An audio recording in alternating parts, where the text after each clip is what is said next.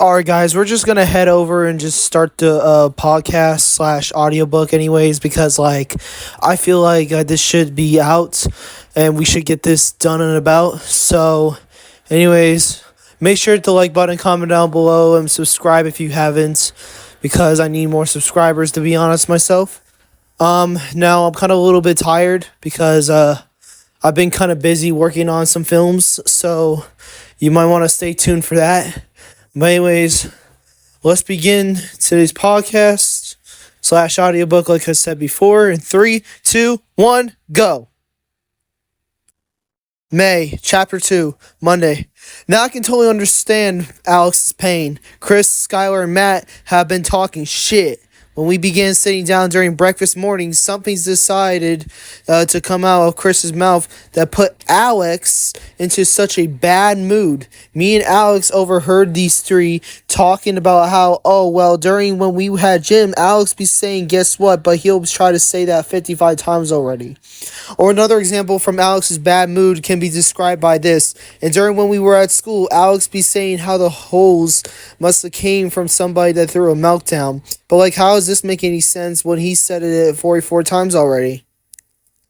This explains why Alex didn't want to get out of his own bed. Now Alex is being talked about no matter how hard he tries to get them to stop. So here's them being petty 10 minutes later. Alex decides on staying away from negativity, but while still trying to stay on point with positivity, Chris and Matt tone down Alex's destiny from being positive. And above Ohio law, having a freedom of speech can do no harm whatsoever. I bet Chris thinks Alex is a worthy target, but me personally, that's always never the case. Yesterday when Chris was laying down on our own couch, I mentioned a moment in the notebook where something tragic happens. Chris becomes totally defensive, all because I simply said one fact in the movie we were watching. This all just goes to show that some people have no respect between each other's self-confidence for one another. Out of nowhere, Chris explains 20 minutes later about his reasoning for that matter, even though Chris could have been more reasonable before his so-called 20 minutes later BS. Chris explained because LaVille was talking face-to-face with his family members on Miss Hacker's spare computers, which began making sense. But still, why did he wait for me to get up to explain past these 20 minutes being wasted fast? I'll be totally truthful on my end, considering Chris's baloney always has to include petty. And just as bad as today's morning routine, Chris gives me some facial attitude like he always been doing.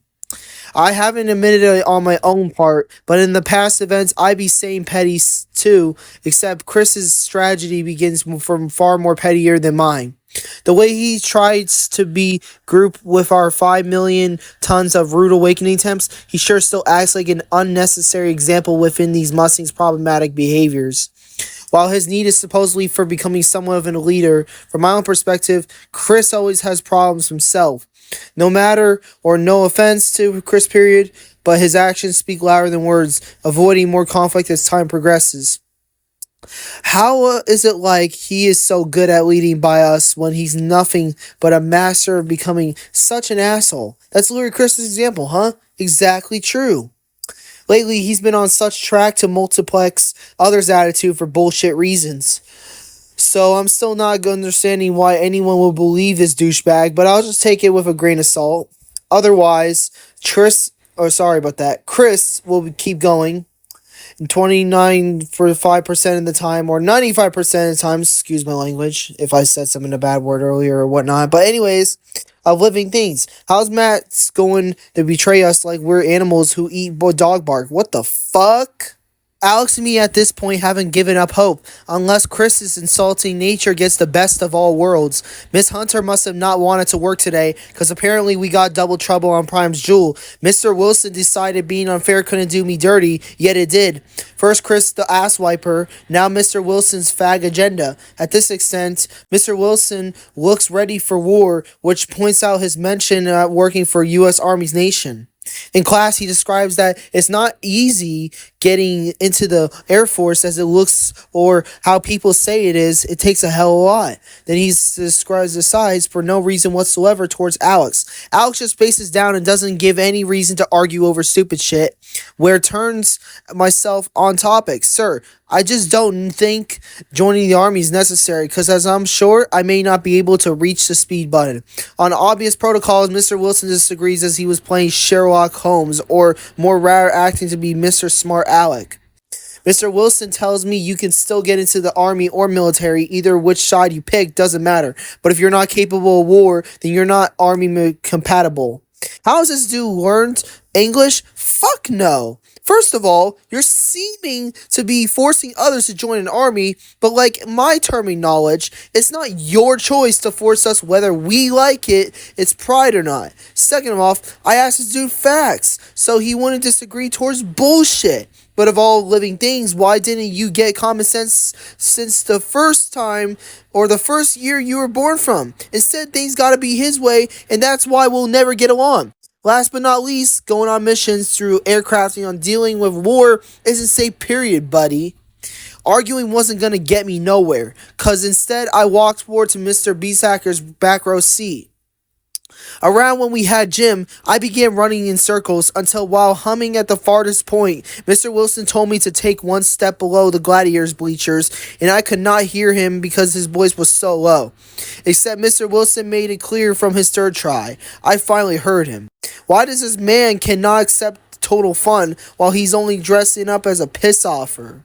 I started getting frustrated towards Mr. Wilson once lunch had its prior time overall. We had there while being straight, tight, and quiet affected my temperature average, feeling cold in May and pouring rain down Bottom Hill. So, the nights moved alongside while we Mustangs waited for our meals to be served. As I was murmuring in my mind, Diombre asked me if I was talking to myself and began rough when Chris Star shouts out, "We should not be talking, Mustangs!" It took 3 to 6 seconds realizing why Chris complained my murmuring, but thinking about how much of a dumbass he really is. He starts confirming how looking aside counts as focusing out a group, which still gets nothing from being truly smart. All I did was murmur really quiet. Plus, I looked aside to see the stupid factor Mr. Wilson's been proving. When we headed for station line, Mr. Wilson asked why I brought my books with me while I asked him if I can put them underneath our table row. He just gets upset over nothing, so he tells me to hold on to my books. As I put my stuff beneath or underneath the tray, Diombre tells me not to try my property underneath or to put it underneath the tray, which starts getting me extra frustrated. Look, guys, I'm sorry if I'm murmuring or stuttering or something like that to do this podcast, but it's just really difficult when you got things on your mind and you know that it's happening. Just letting you know, it's kind of hard to even read a book when your mouth is kind of like spitting at miles per hour trying to read the full sentence or read the full paragraph. I mean, you know what I'm saying?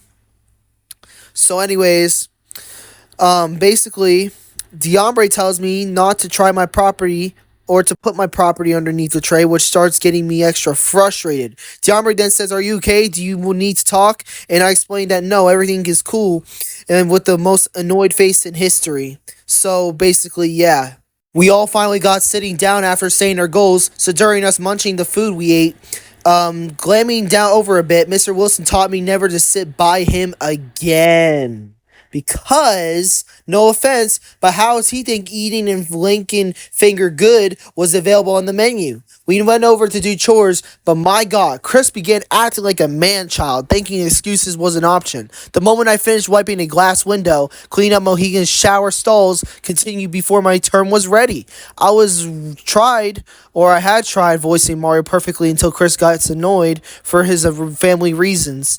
Chris kind of pissed me off a little, so I wanted him to know by stating his perfect name. He's being Mr. Negative, and then Chris paused and turned around for a quick second. "What did you just call me?" As Chris kept asking, I refused. "We're gonna have to call group on that, sir." "Why should we? I'll be 100% accurate, and it's not funny." Chris talked shit about Alex this morning. Chris keeps on being obnoxious, and now he wants attention for him not being there with his own grandma and brother. I mean, god damn. Chris eventually cooled off an hour and a half later during an informal group. It's nothing bad, but we're here to see if any of us Mustangs earned our weeks.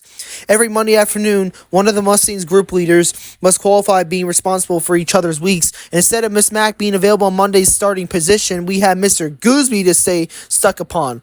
God damn it. And I'm sorry for saying that twice. I know it might offend some Christian people, but like I said, I'm just frustrated the fact that he's over here telling me to call group, and I probably didn't earn my week. But that was just back then. You know what I'm saying? So like, anyways. Although he wasn't really much of an asshole, Mr. Gooseby surprised all of us that he's willing to buy McDonald's Sprite Lemonade slushie this Friday if we've been good. You know how I said in the last book when Mr. Gooseby could have solved anything began to turn false? Well, thank God for working these sins because Mr. Gooseby totally solved everything in return. I'll tell you guys what, if Mr. Johnson hears that we're having slushies, he's going to make sure to be there like a storm's rocket. And Mr. Johnson loves slushies depending on what day it's been. Before he made Lavelle and Skylar drink some in such an awkward moment, Mr. Johnson bought blue raspberries someplace I couldn't make out from. It was around late afternoon and Mr. Johnson took Lavelle by surprise and Skylar came front afterwards. Then two came back. And when those two came back, eventually looking happy as ever, describing we'll be sitting down in Mr. Johnson's office, I, for example, was not resisting his factor being stunned.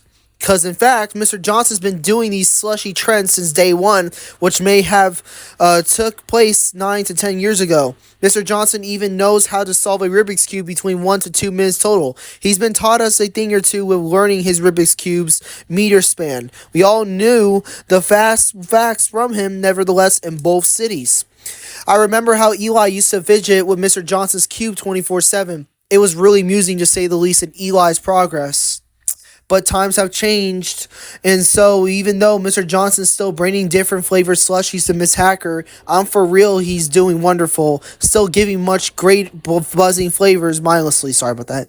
I know I said that a billion times, guys, but let's just keep going because we don't gotta remember that no more. We don't even gotta think about it, and you know what I'm saying? My dad and me were always kind of sometimes rivals, except what proved our bond together didn't stop us from going towards Speedway's gas station in Logan, Ohio.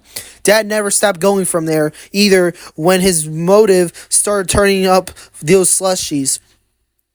One night, me and him, he headed for a pit stop. I begged my father if it's all right to spend his cash for delicious Torquedo or Tostito or whatever you call it, so he ended up with cashing up one for him and one for me. His truck ride home really had to be super enjoyable at this height from above, and remembering those fond moments with Dad made myself shaken up a little bit.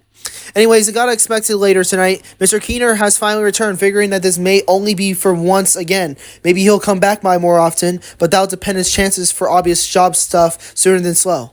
Also, guys, to end off this chapter, I want to confirm something. The new Nick League, The Plush Crisis trailer is releasing this Sunday, so be prepared for that, because I am working on it and I'm kind of finished at this moment. But if it comes out tomorrow, don't just sit there and wait. Just go ahead and watch it, you know what I'm saying?